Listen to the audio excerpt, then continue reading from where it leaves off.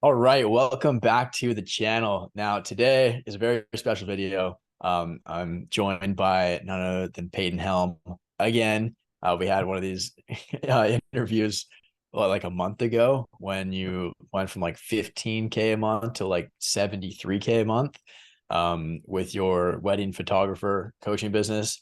And now you just finished April with another record month, $123,000 cash in April, and you're already at like over 20 3 days into May. So Peyton, welcome back to the channel, man. I know lots has changed since we last spoke too. Not only on like the business side, but also the mindset, the mentality, and everything else in between too. So I just want to say thanks for coming back on, man. And yeah, really excited for this. Yeah, man. I appreciate you bringing me on so much. I feel like just in the last month, it's been a whirlwind. I've learned so much. I didn't realize how different things would be going from like 70 to 120, almost 130, because I think I ended at like 126 cash technically. Like the last one came in like almost right at midnight. So I was literally asleep. I woke up, I was like, hey, that's cool. But no, I'm really thankful to be here, and to be able to speak to, obviously you and then like your followers and stuff like that, and hopefully share some wisdom. So I'm excited. That's awesome, man. So I know one thing. Let's just dive right in. So I know Yeah. one thing that you've been doing recently too is a price raise, right? Mhm. So you've been signing a ton of clients, and with a lot of clients coming in through the front end, that creates a lot of like complexity and just operational drag on the back end. So one of the levers you can pull is to raise your price, kind of maybe reduce the amount of people that come in, so then you can continue to serve them at a very high level Mhm. without sacrificing client results and stuff like that. But something weird has happened. You've raised your price and nothing bad has happened yet. Yeah, yeah. I want to kind of talk about that because a lot of people have like a weird mindset around raising price. And I will have a caveat too, really quick.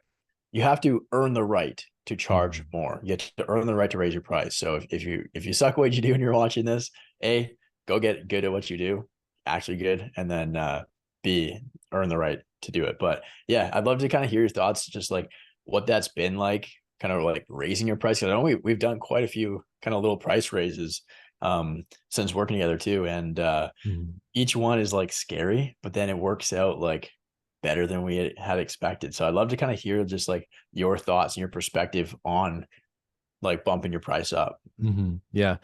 Yeah, it's been a lot. And I think like what you just said is really important because we mentioned this yesterday on the Mastermind call with Alex, and he was like, a lot of people make the mistake, whether they're in your coaching program or they're in another coaching program or they're just whatever, and they get built up by the community or their own beliefs or whatever, and they're like, I'm gonna go from 1,000 to 5,000, and then it doesn't work. I don't believe in raising prices at that level. So I've always done incremental price raises. I had my program at 3,800 for a long time, and then I raised to 48. I saw an improvement in conversions actually, and I believe it was because I was commanding a little bit more respect and authority from a higher price point in my specific industry. And my clients also sell high ticket things because we're in the wedding industry. So they're no strangers to buying things, and I think that makes it a little bit easier to charge higher. But when I went to 48, it was great. I immediately went to 58 right as soon as I met you, and it just soared. And it's been just incredible over the last several months. And now I raised to 68 within a 12, well, really a $13,000 upsell. Um, and I had that price previously at 10, so I had a 6 and a 10, and now I'm at a 7 and a 13. And that the upsell there, like that's really what's been the main driver. And I was terrified. Like the first time I started offering the $10,000 level, which basically like all it is, it's the same program. They just get one-on-one access with me and they get a little bit of a mastermind, kind of like what you do. And which is I got the inspiration from you, so thank you. And it pretty much like when I first offered that first call, I was terrified. I was like, nah, they're not gonna buy it. Bought it on the call, full pay in full, not even financing, just like credit card. I'm like, okay, so I know I have something Wow. here. And now I have a 33% upsell rate with that thing. So I've had to raise prices because I'm getting very busy. And I had to build out a very small team in doing so. So that's probably been the most amazing part of the program, specifically working with you and with Alex and the rest of the team, Eduardo and everything. Everybody's been amazing, but I wanted to highlight with you. I did the math on it because we mentioned Hmm. last year I was making like 10 to 15 a month very consistently the whole 12 months. Well, not the whole 12 months, so 11 months. And then I met you in December, and then I went from 15 to 50, and then to like 50 again, and then 40, and then 70, and now 100. But I did the math, and I paid you. I'm not going to mention what I paid because I don't know if you change prices or whatever, and I don't want to give people the wrong impression. But anyway, I Hmm. paid you a lot. But I have made $314,000 in profit, assuming I had not gone past 15,000 a month. So, yeah, in what, 5 months? Just there Wow. were, yeah, so 5 months. So, thank you for that. That was nice of you. So yeah, been pretty crazy, dude. That's insane, man. Mhm. Wow. And it's funny because the team and I have been talking about doing a price raise very soon too, with kind of the new just with a bunch of stuff that we got going on. And like, oh, but like, everyone has like limited beliefs around raising their price. And then we hear stuff like that where it's like, yeah, you helped us make $315,000 profit, just the last 5 months. And I'm like, okay, price has to go up. Yeah. So I appreciate that. But that's really cool, man. That's awesome. That's yeah, I love hearing stuff like that too, because it inspires me and the team so much more to just like keep just showing up and delivering and doing what we love to do every day. Um, but let's kind of double click like a little bit on the Ascension program, because a lot of Mhm. people watching this are probably going to be like a lot of people that follow my channel and that end up joining the program too. They're kind of between like 10 to 30K a month. And some of them have ads going. I've got a free ads course that can teach people how to start doing that and whatnot. But like they're kind of like stuck there. They're kind of plateauing. They're not too sure how to break through to the next level. Obviously, like you were kind of at like 10 to 15 for a while. And then like month one, pretty much, you like shot up to 50K and then now to like 123, which is insane. What's kind of been like where would you say, like where would you recommend somebody launch like an Ascension program, kind of a back end, like upsell, something like that? And like how would you suggest they go about doing that? And I want to just say one more thing too. Like take this with a grain of salt. Don't take this very literally. Keep it very simple until you get your main program dialed in too. But Mhm. again, I'd love to kind of hear your thoughts on that, because I know the Ascension has been a huge component of your growth so far too. Yeah. Man, I could talk about this for like hours. So a few things. Number one, I think, okay, so I come from a different industry than the coaching industry. In my industry, in the wedding industry, a lot of the way we sell is collection and package based, which is very different than what you guys do. Because like, you've told me, Alex has told me, other people have told me only have one offer on the front end. And that works obviously because you've got way more people in the program than me making 100 a month. I took a different approach with the wedding industry in the fact that I show my Ascension offer first. So I say, hey, I like literally when people get on the phone with me, I'm like, I have a 12-8 offer and I have a 68 offer. And I do that because in the wedding industry, I found that people come to me with super low budgets, but there's a certain section of the market that wants to be bougie and they want to spend more to get more. So I don't want to wait for that. I give it to them on the front. And that's why on very first, touch point, my one call close, Mhm. 33% of people buy the higher price thing. So I took that Oh, from the wedding industry and applied it here. That was probably the number one reason why I soared as high as I did, because I didn't change anything with the ads. All I did was I scaled ad spend, and then I started doing some follower ads, like I mentioned, previously, and that's helped. But like last month, I spent 17,000 on ads and I made 120, 123, 125, somewhere around there, and some change. So that's like a 7x return on investment or something like that, which I wasn't expecting at all. I was like, I'm gonna raise, I'm probably gonna get like a 3 or 4. yeah. But I think, so ultimately the reason why I had such a high profit margin and made so much was because I had the Ascension offer and because it's a really good offer. So with that said, I wouldn't necessarily recommend somebody do it unless it really makes sense for them. Like I didn't do this for 2 years, running my coaching program. So I think you need to kind of perform an audit on yourself, which is why I really like what we did yesterday in the mastermind with Nick's program, and his business, doing a full audit. It's like, really dialing in the who, what, when, where, and why of your business. You need to have everything dialed, really. I think the biggest thing that propelled me from 15 to 50 and then to 70 and then to 100, was you guys and your team telling me over and over and over and over again to focus on what works and to completely disregard what doesn't work. Mm, And so having an Ascension offer is great. Showing it on the front end has worked really well for me. It may work better or worse for some businesses, so I can't say for sure. But I think I'm always up for testing things. But I think you really need to, number one, have a lot of case studies. You need to have a high conversion rate currently. You need to have consistent inquiry. Well, inquiries is my term, but you need to have consistent lead flow coming in the front door, and you need to be okay with potentially losing some conversions in the short term while you figure things out. So if you have those four things, and also five, a really good, solid client success backend system, that has been probably the most transformative thing that you guys have helped me do. Those five things, then you can really soar, increase ad spend, add an Ascension offer, and go forward. Um, that's my opinion on it. I love that, man. I love that. I love how you took what your audience is used to in terms of the packaging and the packages and the pricing and stuff like that into like kind of what we teach as well. Cause like most people in like high ticket online coaching info product space, they just always say like only sell, like only pitch one thing because Mm. you don't want to confuse the buyer and stuff like that. But if your buyer is used to that and that's how they're programmed already, then like it would be weird if you didn't give that to them. So I really like that. How like, and one of the key traits and kind of characteristics I see in a lot of like the most successful people that I work with is the ability to think critically. It's like just critical thinking and to like use their brain. Be like, okay, Mhm.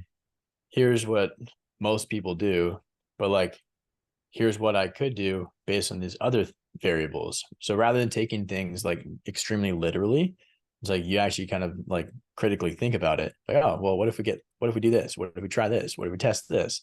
Right. And that's been one of the biggest things like for me, reflecting back on kind of like my growth so far. And also I see that characteristic come up so many times in a lot of like the top clients as well. So just want to commend you for that. And that's really cool.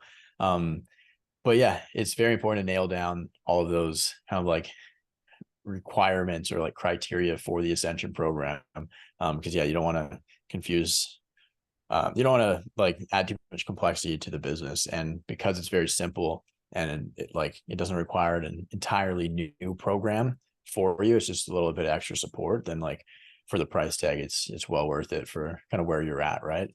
Mhm. Um, let's kind of, I'd love to kind of dive into kind of the back end. So we talked a little bit about the front end, right? Kind of how you're selling it and the packaging, the pricing, and the Ascension, stuff like that. So now you've got this massive influx of clients and a lot of people coming to the program. You mentioned the client success systems and like the client journey and everything like that that we've really been diving into in the mastermind, specifically with Alex and Eduardo as well. What does that look like? Like, what's kind of the first step somebody could take to really just like if they're starting to reach their capacity in terms of handling X amount of clients and they're signing a bunch more clients, they're coming through and they're starting to kind of face a bit of a back end bottleneck, what would you tell them to do? Number one, you have to identify the bottleneck, because this business is, in context, this business is very simple, but in our world, this business can be very complex. And I think there's a good mix of solving things with outsourcing and automating. So I've done a mixture of both. I think a lot of people would assume I have a big team. It's me, one coach, and one setter. And it's probably going to stay that way for a while because I've also leaned into automation. If I hadn't done that, I would need more. So when I came to you, I was showing pricing before the call. So that's something that I've done a little bit differently. There's a way to do it really well that I've identified, and there's a way to not do it really well, which you've identified. So we could talk about that if you want to. Mhm. But That's on the front end. So that's an automation piece on the front end. What that does for me is, and this is the funny part. Before I was showing pricing before getting on the sales call, I had about a 40-ish% no-show rate, and they would just ghost me before the call started. Like they wouldn't cancel, they would just not show up, and I was like stuck for fucking 30 minutes not to be able to do anything. Now, when I put a sales video up after they book a call and they see my full price point and the offer. Now, if I'm out of their budget, they cancel the call, which, whatever, I could have closed them, but I don't really care at this point. When I did that, my no-show rate did not move. It's still around 40%. However, they cancel the call several days in advance now, so I can rebook that call.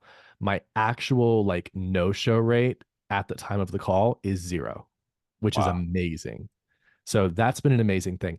However, I would not recommend showing pricing until you book a call, because then, as you've described, if you do that, they'll just sit on it. Nobody will ever book calls. So that was the first thing I did. And that's what's really going to help me not have to automate sales. I did an average of 2 sales calls, maybe 3 sales calls per day last month, and hit 123 Wow. because it works. I also have a really good offer, so you need to have that in place too. But we're talking about backend, so let's talk about backend. Mhm. When I came to you, I only had a setter. He wasn't that great. Fired him, got a new setter. He's crushing, thanks to you guys, because he joins Eduardo's calls, and Eduardo is amazing. So yeah, great. Shout out Um, Eduardo. He's an yeah, shout absolute out legend. Eduardo. I like we mentioned yesterday, I was like, I need like 5 of him in my business. He's amazing. Same. So anyway, yeah, he crushes it. And then this month I hired a coach who was actually one of my most successful members in the program. Mm. And he wants to build his own coaching program. So I was like, cool, dude, like let's get your feet wet. I'll pay you. He does 1 call a week, and he does some questions answered in the community, and that's it. I could have hired a full-time client success manager. The reason why I didn't is because I don't think I'm at the level yet where I really need that, because I have an automated onboarding process. So it's very strategic the way I do it. They watch a collection of videos. It tells them what to do, how to not get lost. I'm in there checking in with them, and so on and so forth. So until that becomes a bottleneck, everything's running pretty smoothly. And my operating cost is extremely low. My coach makes 3 grand a month. My setter last month made 7 or 9. I'd have to look. Don't quote me on it. Because he got his bonus for hitting 100K. But yeah, so it's very lean, and it's extremely high profit, which is how I like it. So, but the main thing is like, when I came to you and I started scaling hard, I was like, oh, okay, I had a community that was not engaged. People jumped on coaching calls. It was way like they were way too needy. I was having to do like a ton of work for them, and it was not great. So what the mastermind has really helped me do is not just outsource all my problems to a coach, but really learn to coach my clients in a way that helps them think for themselves instead of coming to me for every single little problem. That was a huge thing that I did actually recently, just within the last few weeks. And it Mm. was like an instant change. Now my clients are less needy. They're able to think for themselves a little bit more. I've gathered collections of questions. I've put them into the course. I'm revamping things all under your all's guidance. And it's like I didn't expect all that to happen. When I was at like 15K, I was like, none of this is a problem. And then I scaled, and it became a problem. Uh, and I don't know, like you guys have just helped me with all of the weird random questions that I ask like almost every day that I just have no answer to. It's been great. So That's awesome, man. Yeah. One of we like to joke on team calls. It's like our favorite problem to create is back end problems. And when we were in Vegas at that Hormozy event, Alex and I, like, we'd be walking up to people, or like some people would come up to us or whatever, and it's like, so what do you guys do? And Alex is like, well, Jeremy creates back end problems and I fix them.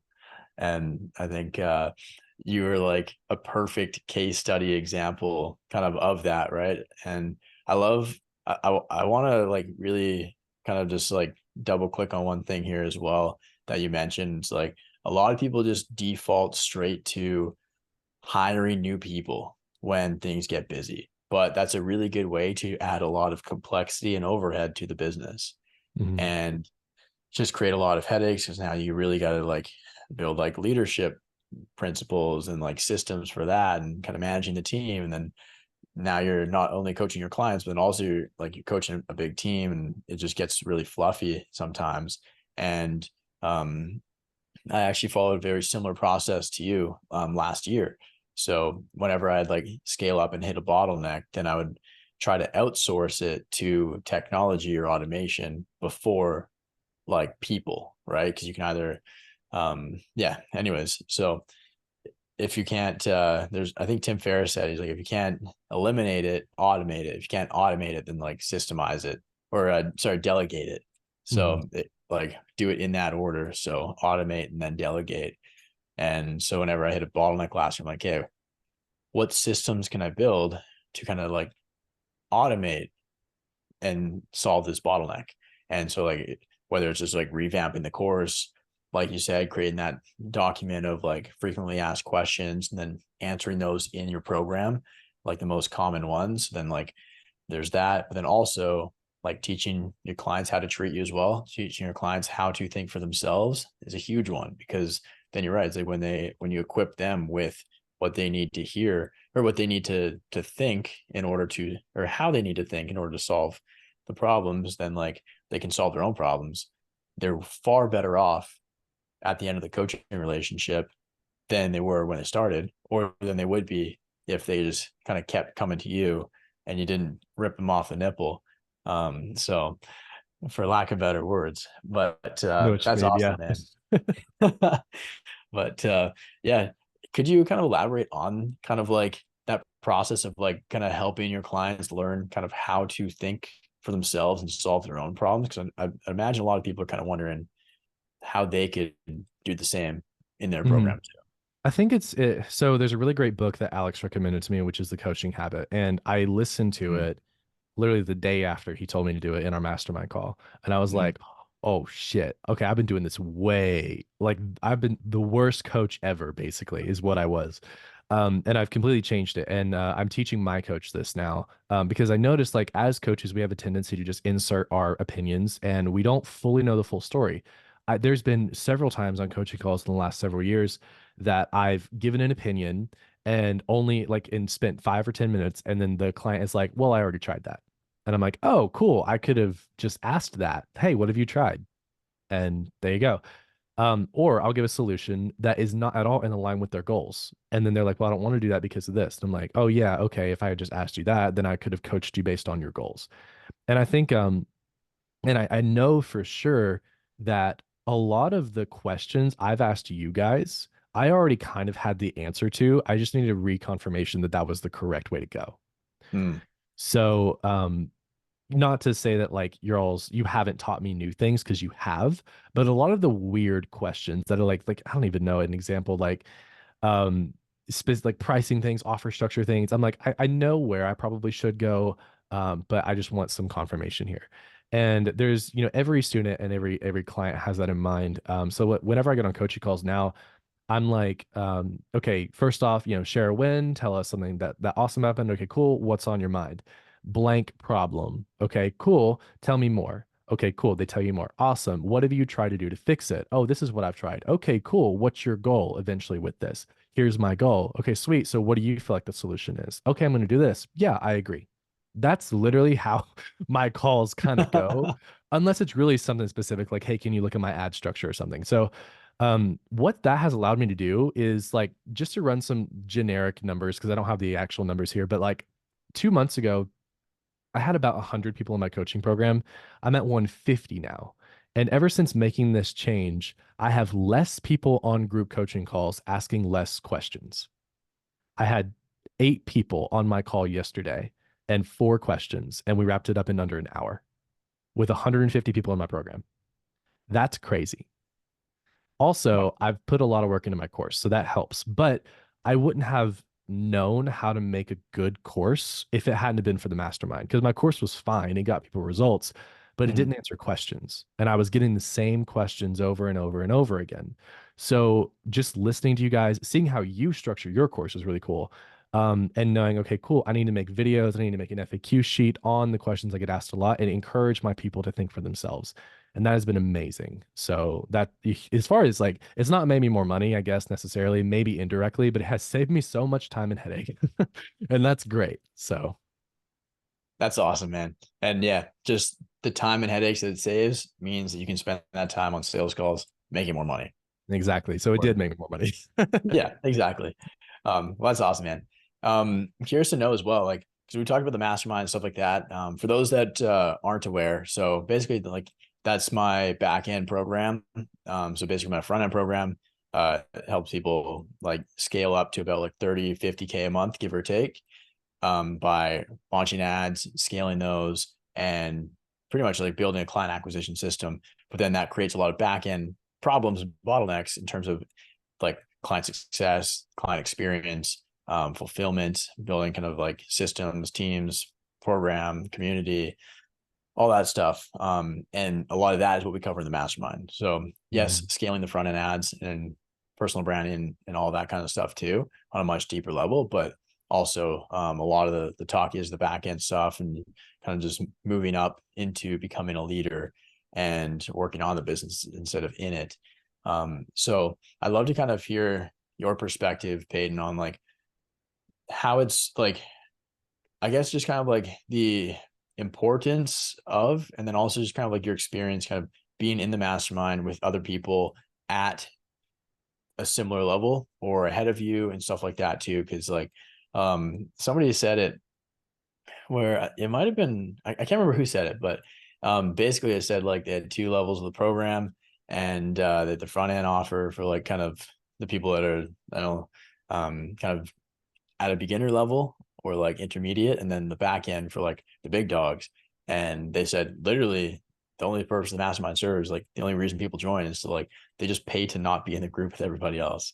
Um, but I thought that was kind of funny. But I'd love to just kind of hear like your take on the power of like building a network in a tight circle in the community of people who are like who are speaking the same language as you. They're on like the same Mhm. kind of playing field, if not like a little bit more experience, a little bit less, but like relatively around the same rather than being in a group of people who are like either like way ahead of you or like kind of far behind you where the Mhm. questions aren't relevant.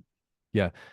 I think overall, the way that you've structured the two levels of your program is genius because if you're under 30, 40K a month, there's no reason to be in the mastermind, unless you just have the extra money to spend and like you're going to get there very quickly.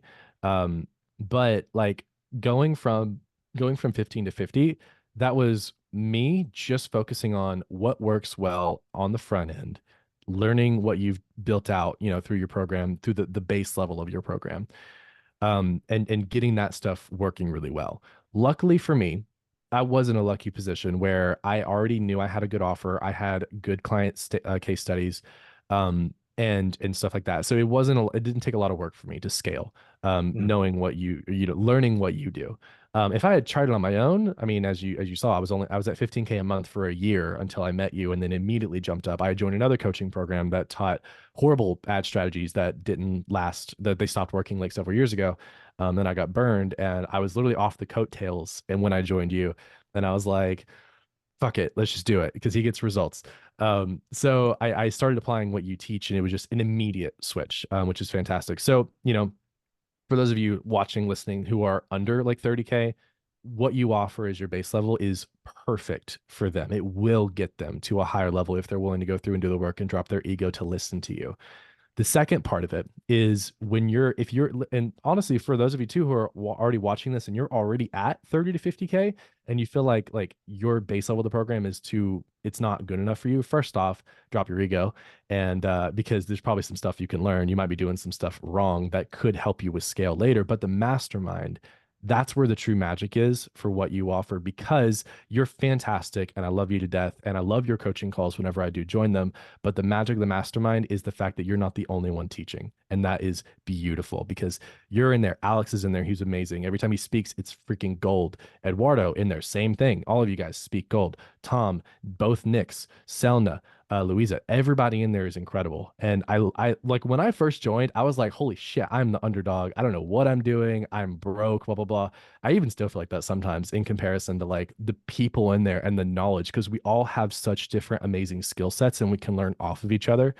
So it's great. I think honestly, being in the room with people who have different skill sets than you, either whether they're at the same level as you or slightly above or slightly below, you can always learn something from them. And the money figure, as we saw yesterday, does not determine the level of success for the program. Because when we dove into Nick's program, the only reason he's making a little bit less is because his offer is just a little bit priced a little bit less, not because he's a worse business person or doesn't get people the same amount of results. He chose to sell something a little bit cheaper, and he is doing incredible with volume.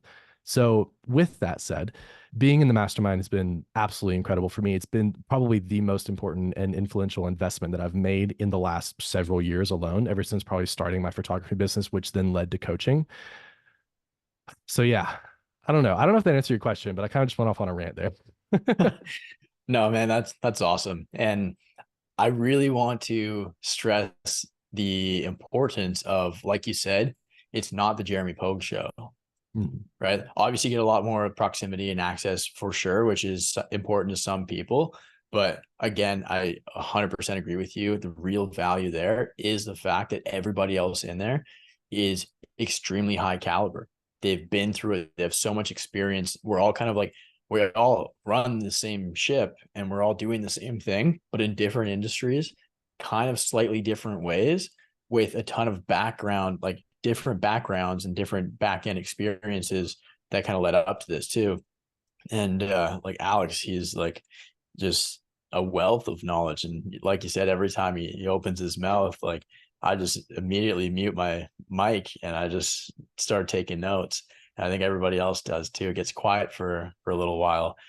Same with Tom, like Eric, Nick, like everybody in there. Like we all have unique perspectives that have helped us get to where we're at, and just coming together in a true mastermind fashion is just invaluable. I learn so much every call as well myself, which is awesome. And yeah, we've got Alex and I have some pretty exciting stuff in the horizon for that. But in terms of some more kind of tangibles and systems and stuff, but nonetheless, just where it's at is like, I really do think it's just that network of other killers who kind of just, they might be able to see something that you're dealing with just a little bit differently than you, and their perspective could just unlock everything for you. And I also love how it's just like such an intimate group too. Yeah. And we can just go deep rather than kind of wide and shallow. We just go very narrow and deep. And yeah, that's really cool. Yeah. I'm curious as well, man, like when it comes to like the team. So obviously you got a very lean operation setter and a coach. What are some like leadership principles that you've learned just kind of along the way so far? Honestly, I think the biggest thing is I was such a control freak, and I have trouble letting go because I'm like, no, I can do this stuff better. But like my new setter just came out of the gates swinging. Like he was so talented. I met him through one of the members of your program, which was amazing, and he just like crushed it right out of the gates. And I'm like, oh, cool. I'm just gonna let you do your thing. Like, hit me up. Let me know if you need anything. We're good. We'll meet once a week. Like, let's go. So I've adapted that to my new coach. His name is also Alex, which is funny. And Alex, every person named Alex is like a killer, I swear. Anyway, so he pretty much like I'm coaching him a little bit on how to coach because he's never done that before. He's a really amazing photographer who has gotten an incredible result, and he has a passion for helping. But coaching is a skill, like I've learned the hard way, and so I'm working with him on that. So I guess like the most important leadership thing I've learned is um, create open communication. Like, don't just go to people to correct their behavior. Always positively reaffirm everything that they're doing. Because if you only hop on calls with your team, if you only send Slack messages to your team when they're doing something wrong, it creates kind of like um, a dynamic where they're afraid to talk to you. They're afraid to open up with you because every conversation you have with them is negative. So I'm always like positively encouraging my team, like, yes, you did this incredible. This was absolutely amazing. I feel like you could do this better. So let's work on this. How do you feel? And that's probably the biggest thing I've learned in doing so. I am lucky that, in my wedding business over the last 5 years, I've always worked with a team, whether it's a second shooter or it's editors or something like that. So I got kind of used to it. But when you're dealing with a seven-figure business, which is what I have now, it's definitely a little bit different. So I think the biggest thing I've learned is just like be patient with people. Have high expectations. I do have high expectations, and I will push for excellence because that's what I have a standard for myself. Hmm. But you just recognize people are people and people make mistakes, and that's okay. And another thing I noticed too was hiring and firing fairly quickly. So on the Hmm. negative side of this, I had a setter who I held onto for too long, who was not doing well. And he's a great guy, love him. He was a great dude to talk to. He just wasn't really a good fit for my offer specifically, and I didn't see it. So under your all's instruction, I let him go, and within a week, I had a new one, and that was in December. So that was a huge reason why I scaled so high. Wow. So leaning into your team, recognizing their people, always offering positive encouragement, that's helped me a lot. That's awesome, man. When we were at the acquisition.com event, that's one of the biggest things that Layla stressed about leading the team too, is just the positive reinforcement. And same with like their head of sales, Jacob, same thing. He was just saying like always just lead with the positive reinforcement. Hey, you did such a good job here. Hey, I love how you did this thing or whatever. What are your thoughts on this? I think we could probably improve this component of it a little bit better, and just kind of like being kind of like intuitive with how you approach it, and leading with positivity. I love that. It's a huge takeaway. Yeah. Um, well, dude, what kind of lesson, like just kind of zooming out a little bit, biggest lessons, biggest insights that you've learned, just let's say over the last 5 months, that have helped you just scale so quickly and really pop off? I'd love to just kind of like cast a wide net here and just see if there's anything that comes to mind for you. I've been thinking a lot about that because I knew you were going to ask that question. And it's funny that you mentioned Alex and Layla because probably the biggest thing is their mantra of more, better, new. Mm, Right now, I'm in the better, but when I met you, I was in the more. In fact, I feel like I've kind of been in the more and the better for the greater part of about 5 months. And I'm not really at the new yet. I probably won't hit the new for a long time, and that's okay. So to break it down on a tactical level for my business specifically, when I met you, it was more ad spend. It was more conversations. It was more sales calls. That's what it was. I already had a winning system. Probably like a lot of the people who follow you, like you're probably making 5 to 10 grand a month. You've probably got a decent offer. You got some client case studies. You just really need to get acquisition down. All it is more conversations, more inquiries, more ad spend if you're running ads, or start running ads if you're not running ads, and do it the right way, the way you teach. Um, Not the way I tried for a long time until I finally got it right. Because your way is much easier, as we mentioned in the last call. But anyway, so more, just more, more, more, more, more. That's how you got to get dirty, get grindy, and if that's a word, and like really scale it. Then better, that's kind of the position I've been in probably for the last month is optimizing everything. So making the course better, making the client success better. Um, I guess that's pretty much it, just those things. So just like making everything better, that's what's mhm, really helped me. I think the better portion was what really what's the word? Jump started me into like the 123K month. Cause like last mhm, month I hit set or month before last I hit 73. All I did was improve ad spend or increase ad spend. So I went from like, what did I go for? It was like 5 a month, 5,000 a month in ads to 8 a month. And then I went from 8 to 17. So I did sacrifice a little bit on profit, but like I'm not complaining. I had 123K a month with 17K in ad spend. And maybe like 30K overall overhead, like not bad at all. So that was really just like a combination of the more and the better. So to give a broad summary, it's I just did more of what worked and then I ignored what didn't work because I was like, oh, I want to try this like low ticket funnel, or I want to try like making a free school group. I want to try like doing all this stuff. I'm not at that level yet. And I think you and Alex and the rest of the team really kind of helped me see that. Especially with what you guys were saying, like if you're not making 100 mil a month or whatever, a million a month or whatever you said, like you're nothing. And I was like, that's cool. Yeah, I agree with that. So just doubling down on what worked. Guidance is another big thing I haven't really mentioned yet. And I know I'm talking for a while, but I'll wrap it up. So Having the right guidance has been invaluable. I think if I was trying this on my own, I'd probably still be at 15K, instead of, making $314,000 in extra income after hiring you. I would not be there if I had not hired you and hired the right specific team to help me. So I think coaching is invaluable. That's why I'm a coach. It's like a cheat code, versus trial and erroring yourself to death or into bankruptcy. So probably the number one thing that I could tell every single person watching this to do is to hire the right coach for you. That's about it. Love that. Love that, man. What's next for you? I know I'm pretty sure I asked you this question last time about a month ago too. And But what did I say? What did I say? I exactly said what a you've done. hundred and I hit it. Yep. I don't know. Let's see. We're 3 days in. So I'm at 20. Let's, I don't know, maybe like I'm shooting for 150. If I hit 150 this month, I'll be happy. But I mean, I might as well just say fuck it and go for 200. So if I hit 200, that'd be cool. But I'd be happy at 150. So Love it. if I hit 200, maybe we can do a third call. I think yeah, I think we got to reserve the third one for 200. Yeah. Otherwise, well, shit. I mean, at this rate, you're gonna be on the channel every month. So not a bad thing though. Not a That's a good problem to have. Yeah. But Honestly, I'm just gonna scale until things start to kind of break and I get bottlenecked. yeah, So we'll see. Because like, I told you I'm increasing ad spend by 20% every 2 days, and I haven't turned that off yet. So we'll see what happens, I guess.